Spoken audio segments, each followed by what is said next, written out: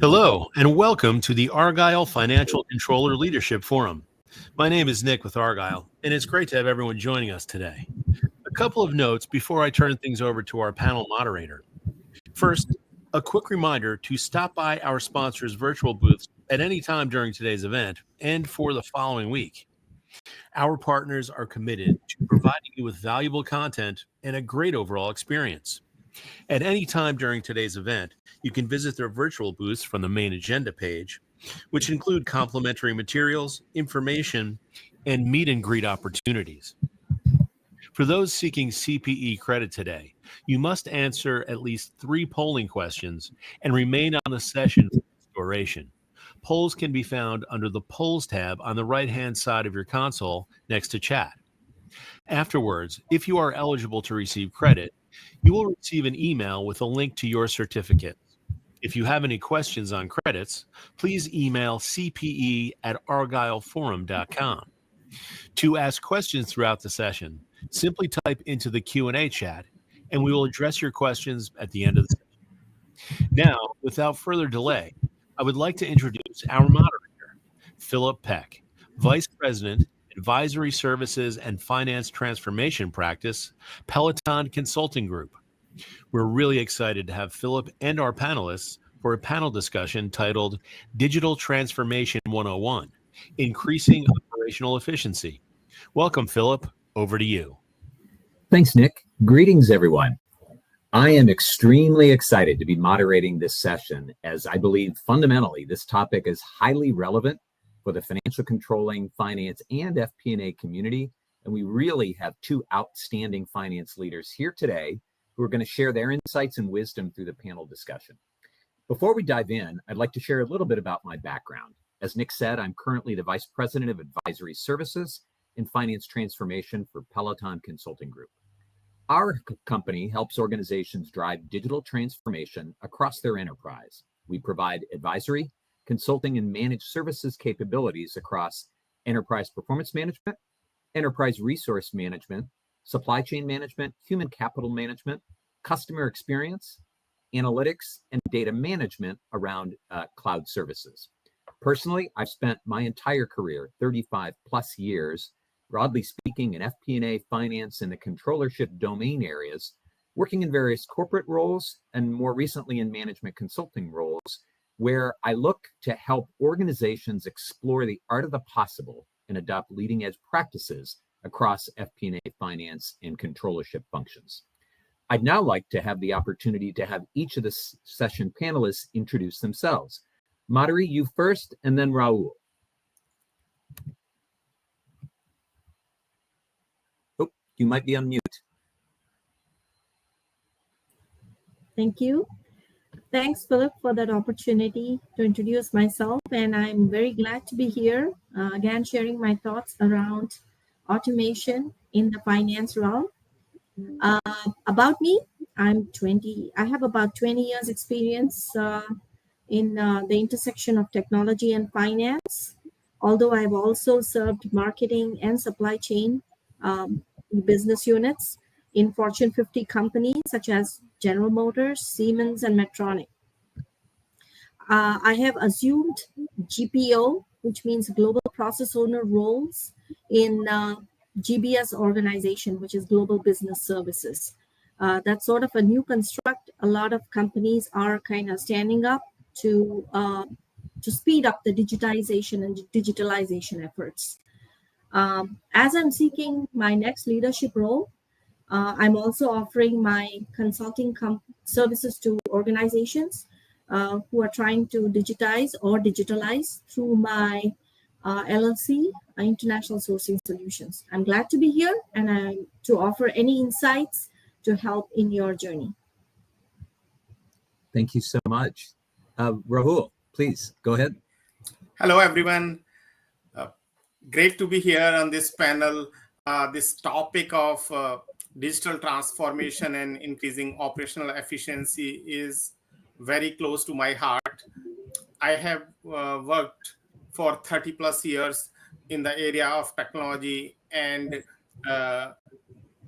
increasing operational efficiency through digital transformation has been very close to me in my various roles through my career. Currently, I am VP of Operations leading intelligent automation for TransUnion. I am responsible for global strategy and delivery of intelligent automation, and my team improves the efficiency of business processes by reducing the cost, the defects, and the cycle time. And they use RPA, OCR, machine learning, and AI to achieve that. Thank you very much, Philip. Fantastic. Given your different backgrounds and diversity of experiences, I'm really looking forward to have you present your perspective on the different questions and share your experiences. So let's go ahead and dive in. So the first question, and Madhuri, I'm going to have you start, and then Rahul, you follow up. How have finance teams prioritized digital transformation over the past 2 years? If you have some specific real-world examples, that would be great to share. Madhuri, go ahead. Absolutely. Thank you. Over the past 2 years, and particularly coming out of the pandemic, we have seen acceleration of automation functions because there has been a lot of digitization even as we went through the pandemic. So as those processes and tasks became more and more digitized, paved the way for automation of a lot of repetitive tasks. And we've seen the deployment of a lot of automation tools, such as the one that Rahul talked about, RPA being one, to streamline repetitive tasks such as data entry and invoice processing. Those are kind of low-hanging fruit that most of the companies have either completed or in the process of wrapping up. But there's a big elephant in the room, and that's reconciliation, financial reconciliation, automating that, which took a lot of time and effort in the past, that has already started its journey and well underway in many companies. In my tenure at GM and Siemens, I have seen that we developed AI-powered reconciliation solutions there, and task automation as well, for not only categorizing expenses and generating those reports, but for producing cash flow or predicting cash flow. I'm sorry. So that's important as for decision making for top line leaders when that type of information or decision support is provided. And exploring or the use of AI and ML based algorithms to improve decision making processes to detect anomalies in financial data is a big use case as well, where we look at the data and see where there might be fraud or where does that account not reconcile. So when you're looking at Blackline offering AI-powered solutions for financial close automation, they can quickly rectify or identify errors and discrepancies in the accounting, the ledgers, and they can sort of recommend some remedial actions. Now, automating those remedial actions, that's probably next. That requires some manual intervention, but at this point, at least recommending a remedial action is definitely something a lot of companies are doing. Of course, even prior to this, we had seen adoption of cloud-based financial systems that paved the way to all this, because without a collaborative cloud-based solution or a cloud-based financial system, none of this would have been possible. Now, this also paved the way to a lot of advanced analytics, like I mentioned, the decision support and predictive modeling, because that's the next thing. Is once you have the groundwork to lay out, or to digitize for digitized processes, you have what we can come up with as predictive modeling that would give us, what does our cash flow look like 6 months from now, 1 year from now? what are those things that are in our risk purview, and how can we take advanced action to remediate some of that that's hitting our books. So those are things we can kind of answer or have have tools to kind of answer even ahead of time. I mean, advanced cybersecurity measure, like I said, we can have a lot of these fraud detection algorithms in play that can help us, circumvent some of the cybersecurity threats that we may have in our ecosystem. So with that, we also have, that can also help us with financial reporting and compliance, because that's another part of overall risk mitigation in our finance ecosystem, right? Is that we need to be compliant, and we need to have the financial reporting that can, surface any of the non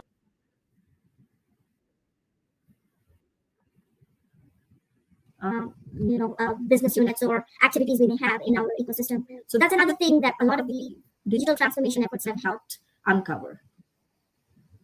That's fantastic. I think you really painted a very broad, diverse, and full perspective on what's happened over just the recent history. Couple takeaways, Madhuri, as you're talking. As you started with, it's kind of the foundational elements. As you said, they're kind of the low-hanging fruit, or almost table stakes for an organization to say, let's leverage things that we can, they're a little more tangible and a little more real, get success and get value and build upon it over time. I love that you called out something like account reconciliation.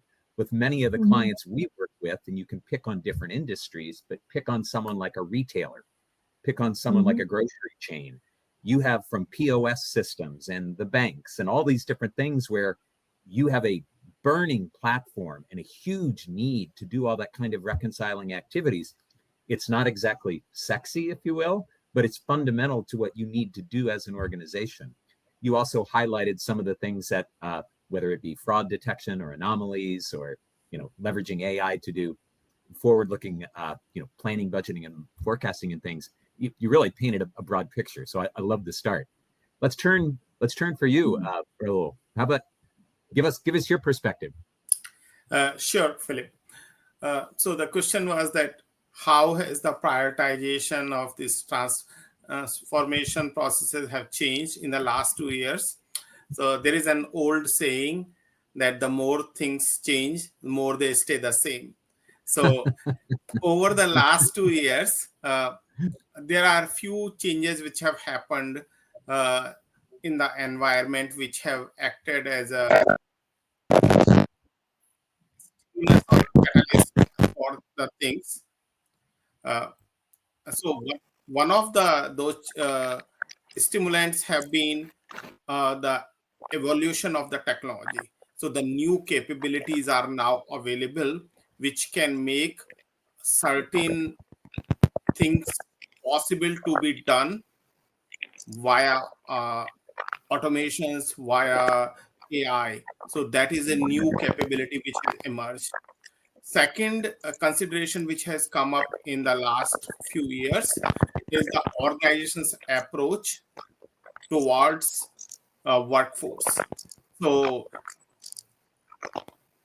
pandemic was a big disruptor, and that has made organizations rethink about their strategy to how to handle the work, how to plan for the extra capacity. So that has made organizations to think about all of those kind of things. And then the other thing is this return to office and the cost of the resources. So that is also another factor. With these various types of stimulants and catalysts in place, fundamentals of prioritizations, they stay the same. And that is there a business case for doing this? Of course, now the new elements of risk come as part of the business case, new capabilities come in. And as Madhuri listed out, like in her response, all these variety of new opportunities have emerged, or the organizations have started to think about that, should we do this or should we not do this? Previously, because of the risk considerations were not there, so those things were not being prioritized. But now that business case makes sense. So that's what I would say, that this has, but primary driver of this is the change in the technology in 2 years. That is a big disruptor which has happened in over last 2 years.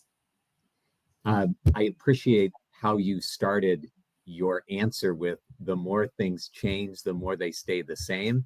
The fundamental business needs, and when you think about the broader ecosystem, like you think outside the realm of our particular organization, think about the industry dynamics, the needs and the fundamentals have been there.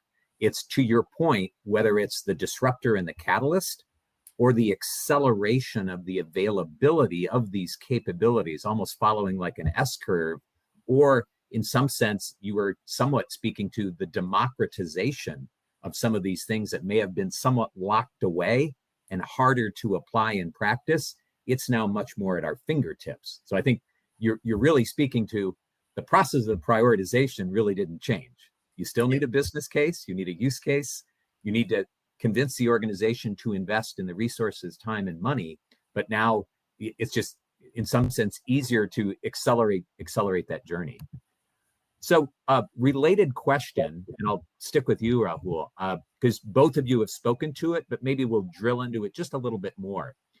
What role does automation, and specifically elements of that can be supported through AI or generative AI or the flavors of AI, play within the broader digital transformation efforts?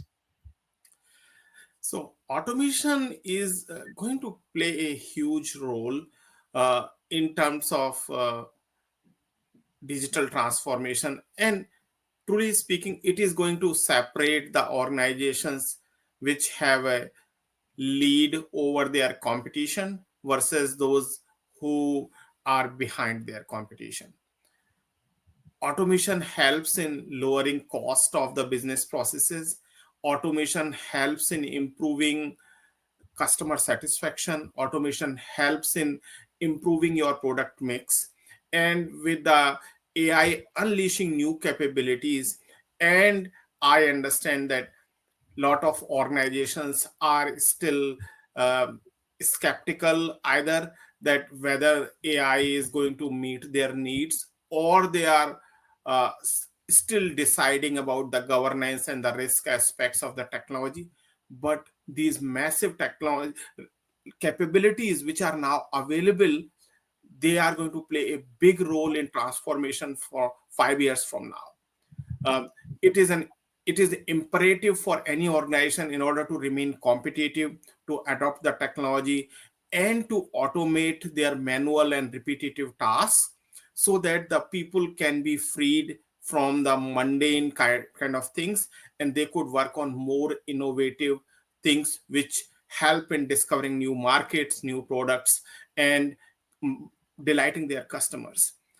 How many times we have filled the contact us form at the website, and we get an automatic response that we received your email, somebody will get back to you within 24 to 48 hours. Now, how awesome that would be, that at the back end, there is a generative AI engine which can immediately answer your question, because it has to just looks up the information and it does what you want it to do. So, and it should be able to do 90 to 95% of the cases. That's what is going to differentiate the companies which adopt the technology versus those who don't. I love your perspective. The immediate thought that comes to mind is, you started with outside in. You started, what's the impact on the customer experience? What's the impact on our product portfolio and services? And outside in. Of course, the automation drives efficiencies, be it cost, be it risk mitigation, but you're speaking to the value proposition that's so much more than that. I remember talking to one of our clients, and we spoke at a conference where their investments were heavily skewed from an AI perspective to all of the customer-facing operations. That said, they said, finance is now.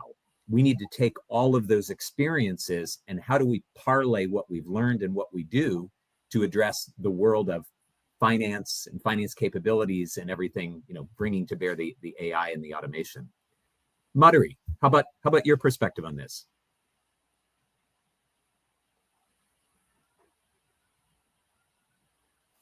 Oh, you may be on mute again.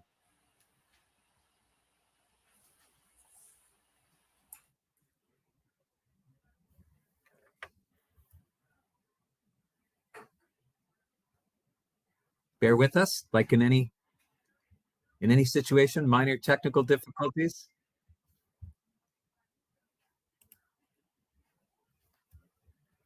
As we're waiting for her, Raul, I'm gonna keep going here, and when she comes back on, we'll pick it up here.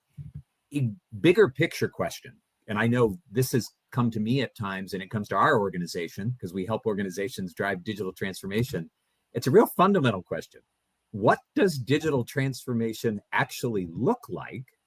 And where does an organization, where should they begin? Like, even if they appreciate it and can describe it, and they say, I want to go down this path, where should they begin?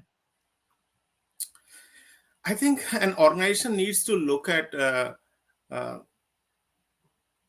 from multiple angles. So, and what I mean is that they need to look at their customer interactions and the customer journey for their products and services, and they need to take it through the digital transformation. That is one part.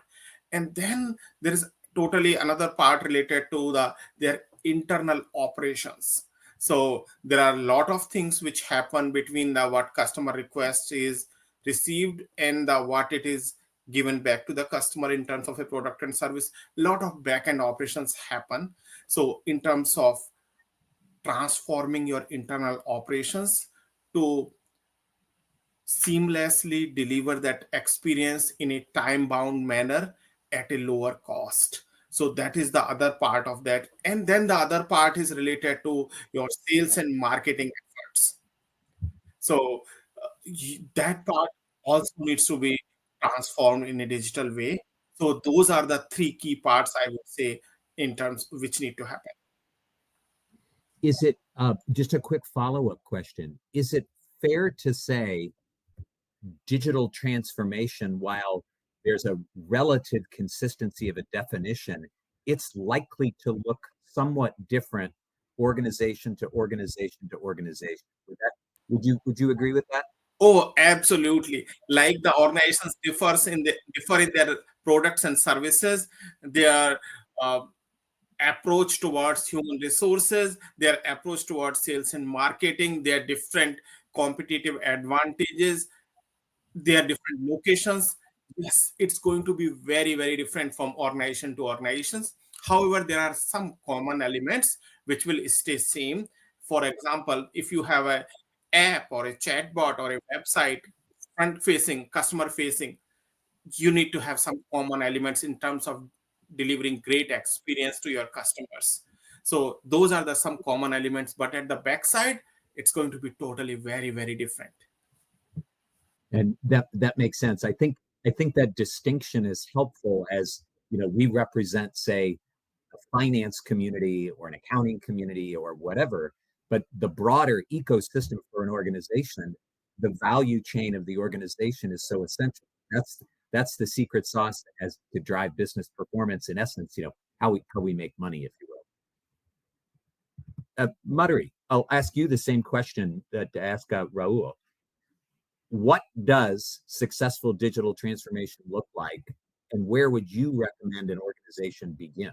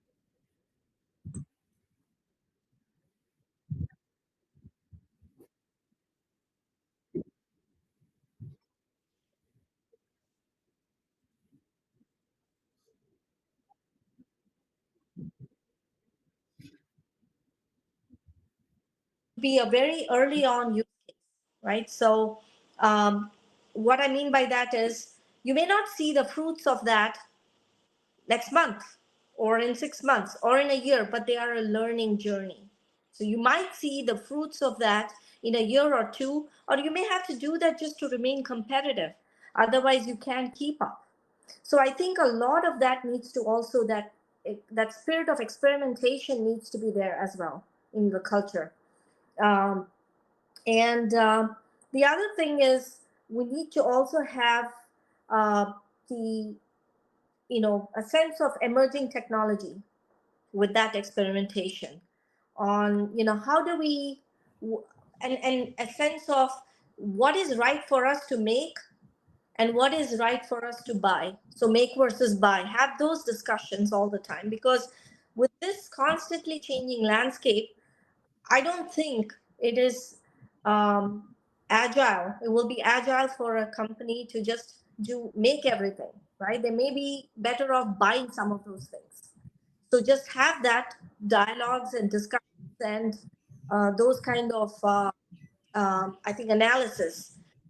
And definitely in all this and through all these discussions, have a cross-functional mindset, because when we do the process mining, in a company, processes are never siloed. They are a continuum. They are in a continuum. And one needs to understand that end to end, whether it is from a customer to a factory, the processes need to be seen as a continuum of tasks and not as a siloed basket of tasks. So I think that needs to be embedded in, and that's where most of the companies are struggling, is because we do have well-defined organizations and structures, and those are catering most of the visions and the strategies and the objectives. They're all catered around those structures. We need to look at it more holistically and end to end. That's great, and I especially appreciate your last point. But I wanted to call out a couple others as you were speaking. The overarching theme of you have to establish your North Star, your strategic objective, the broader, bigger picture perspective of what you're trying to achieve. The experimentation. I believe there's a phrase that's often used. Instead of firing a cannon, let's fire small bullets first and test and try and experiment and learn and adapt. And maybe we're going to fire a different direction. And then we're ready to put all of the organizational resources behind it. Your last part about process-centric, end-to-end, value chain oriented, integration across all the functions and the way an organization works. When I think about pre-digital transformation, when we did transformation, we said we're going to do finance transformation, HR transformation, IT transformation. We always started with the process and we connected the dots through the organization. Now this is digitizing. Now it's digital, but some of those underlying pillars of really good transformation efforts and optimally designed processes, it's still fundamental to everything we need to do. Let's keep going, because the next question brings us a little back to the pragmatic reality of we actually have unlimited wants and limited resources.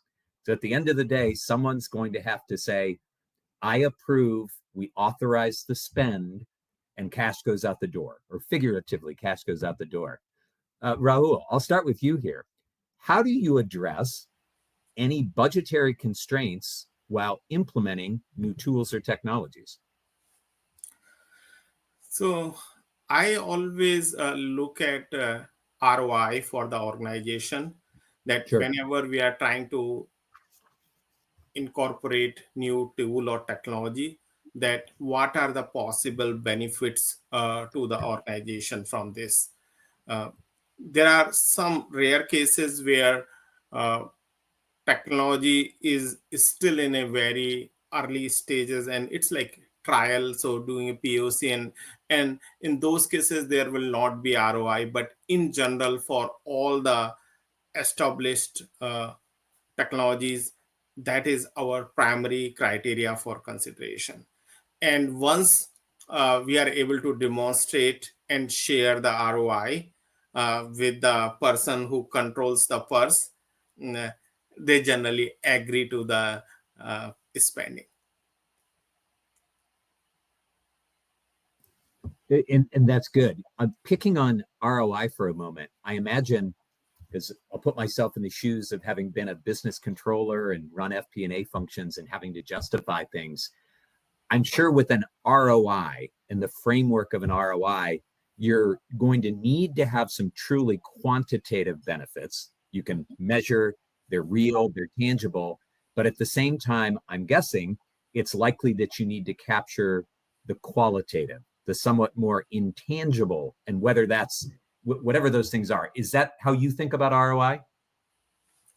I do, but in terms of the justification of the investment, I typically take the quantitative data only.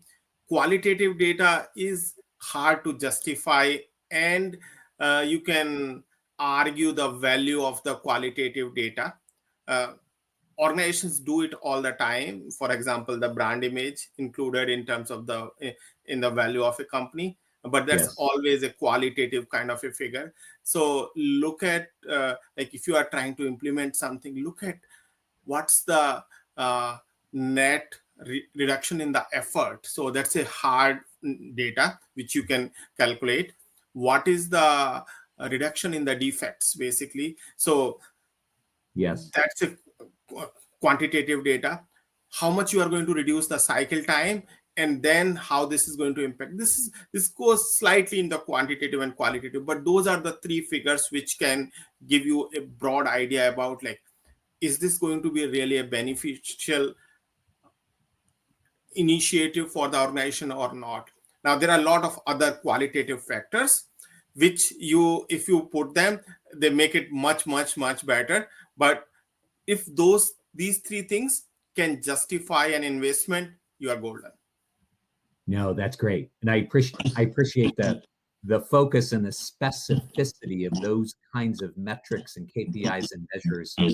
They do drive the value proposition. Madhuri, how would you approach the similar question around addressing budgetary constraints and things when implementing the new tools and technologies? I'm just going to add on to what Rahul just said. Yes, every organization should and does look at cost benefit analysis and looks at the ROI, right? That's the first metric that when a technology comes out with a solution, that's the first metric that's run through, right? By the finance, like, what's your ROI? So that's definitely, like, no questions asked. One must have that as a justification. Table stakes, exactly. And however, on top of that, I think in order to be competitive in the long run, right, that's what every company should be or organization should be looking at, is that, okay, two things. If one cannot, some initiatives cannot be prioritized, A, because they're expensive, or B, that they are too large, that we don't have the budget for, I think one needs to look at phased approach. Right? How do we break it down to tangible chunks, discernible chunks that will have specific ROIs or business value delivered in each of those chunks or phases? So one can look at that. The other would be also look at, okay, when they're looking at our technology landscape, we don't have the wherewithal to deliver whatever we are setting out to do. However, can we look at what our vendor landscape looks like and what they can do for us? Maybe we don't have the ability to make it. Can we buy it? Can we negotiate the prices and contracts in such a way that it becomes a low cost and low liability for us in the long run? I think those things in a cross-functional mindset, if those things can be explored together, along with the current technology stack that you have, an organization can definitely come out ahead. And that, again, goes to the mindset of what we talked about earlier, right? Innovation and experimentation. So it comes with that, and collaboration, of course, because now this is truly cross-functional. And some of these, I think, as you think about budgets, we do need to also look at multiple sponsors, because some of them may not lie in your purview. So have that joint collaboration with different business sponsors, because I'm pretty sure budgets are siloed, right? So they are siloed. So tap on the right sponsor for the right initiative, and make sure that you collaborate with that business unit or that sponsor. Yeah, it's funny you bring up budgeting in air quotes. Yes. I've contributed to many webinars and seminars and speaking about how a typical budgeting process is imperfect at best, but there's ways to navigate around it to achieve some overarching goals. I'll do one more of our regular questions before I open it up for some really good ones that are coming in from participants. This is a question, and maybe Metairie, we'll start with you. Is there ever any pushback from employees with updating existing traditional or manual processes? Of course, I will be shocked if anybody says no to this. Of course, there is always pushback to change, and they could be for different reasons, right? And they could be because the change is not properly communicated to them. They don't understand the change. They don't have enough training to understand the change, and they are not comfortable with the familiar processes or familiar with the processes because, again, lack of communication. A lot of this stems to the lack of communication, proper communication. And is that a skills gap that we need to address, because we are moving to a new technology or a new process that requires a new skill? Do we need to address that? Is that a cultural change we need to kind of transcend, with the changes we are bringing about? A lot of times it's technology and process. A lot of times it's culture.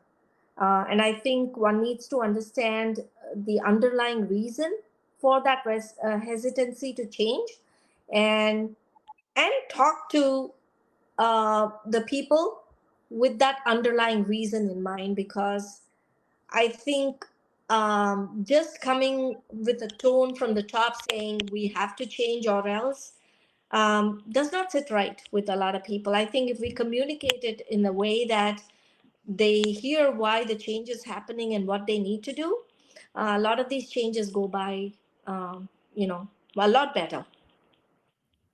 You hit upon some dynamics, like the paramount importance of change management and making it relevant, real, and pertinent to the human individual.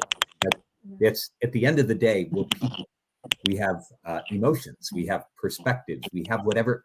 It's our world, and going through these transformations, change, just for most people, it can be daunting. It can be difficult. And there's many frameworks and methods, but the reality is you cannot invest enough in it, because that's just so fundamental to success. Rahul, how about you on this one? What are your thoughts? Yeah, so change is always scary. And if we go back to the fundamentals again, like Maslow's hierarchy of needs, it not only affects the top things in that pyramid, that in terms of your creativity and acceptance on the things in which you are expert, and then in terms of going further down, the confidence and the achievement, but it hits the basics of the pyramid, that food and water and shelter. People are scared that with the change coming in, will I have job? Will I have the basics to provide support to my family? And that is why change hits such raw nerves, and that is why it is so scary. But on the flip side of the change, if change is managed properly, it could be a win-win. There are organizations who excel at making the change, transforming themselves and winning, and there are organizations which make a mess of it while making a change. And I thank you for wrapping it up towards the end with some organizations do it really well. So you're speaking to change can be highly beneficial if you do the due diligence, have a true transformational program or change management transformational program aligned to everything else you're doing. We should all be able to learn from experiences of other organizations, good, bad, and indifferent, relative to that. So thank you. I think we're going to flip into some of the great questions that are coming in from the participants because they cover a lot of ground, and I'm looking forward to hearing your answers. And Raul, I'll start with you on this first one. How can we ensure a smooth transition during the digital transformation process to avoid disruptions in the finance operations, and what key factors contribute to a successful implementation? Yeah, so this question directly relates to like our previous question. It's a segue into this. So for a smooth transition, we need to have a very smooth change management. We need to have a plan for going to get to our final state. And the change management essentially has a big component in terms of the communication. So communicating all the affected people that how we are going to transition through this period and what the final state will look like. So that is one big component of having this smooth transition. And the key factors which contribute to successful implementation is having the clear metrics which defines that what does success look like. Also having emotional assurance and support, which is part of actually change management through the transition, so that people are on board. And I think those are the key factors which contribute to the successful implementation. Yeah, that's great. And to your point, we're coming right back to change management, but also you elevated up the discussion to talk about the measures of success and how do we define success, measure it, and ensure we're making that along the journey. Madhuri, how about you on this question? Yes, I'm going to use that same shell that Rahul just mentioned. I'm just going to peel a layer and say under that layer is communication. So I would say communicate before you start the initiative. Communicate on, tell the people why that's happening and what is in store and how are we going to do it. Communicate during the implementation. Communicate after the implementation to understand where we can continuously improve our delivery or continuously improve that outcome. So I think communication goes a long way, and that needs to be a joint effort both from leadership as well as the management directly involved in the implementation. That communication, within the organizations are complex structures by design. Like, as much as we want to have them streamlined and we think that everyone knows exactly what's going on, what their precise role is, how we interact with everyone else, organizations are amorphous, highly complex. They're constantly evolving, no different than the external marketplace. So to your point, communication is essential. It's kind of the lifeblood. It's the blood. It's what flows through the organization. So I think it's a critical element. Another question here, and I really liked this question. I hadn't per se thought about it in advance of this whole session, but I think it's highly, highly relevant. And Raul, I'll start with you. What measures can be taken to foster collaboration between automated systems and human expertise? So I think like that happens at the very beginning of the start of a transformation. The automation interactions between the automated systems and humans have to be carefully designed in the system design itself. We cannot let automated systems make all the decisions. There has to be certain checkpoints by humans, for example, for approving a certain kind of expenditure. We have been relying on computers for quite some time now, but as the saying goes, to make an error, you need a human. To make a catastrophe, you need a computer. So we don't want to give all that power to automated systems. We do want some checkpoints where humans can have a decision-making power. And for that, we need to plan our systems in such a way that those essential touch points are there where people can take an action, review the things, what's going on, and stop the train basically from getting derailed. I will take liberty in using that phrase. If we want to get past it, we need to bring in a computer. But seriously, you're speaking to some elements about upfront being very intentional of recognizing that you will need to define, refine, and then execute against the way that the humans interact with the new emerging automation, whatever it is. But it's not something that just happens as chance or comes out at the end.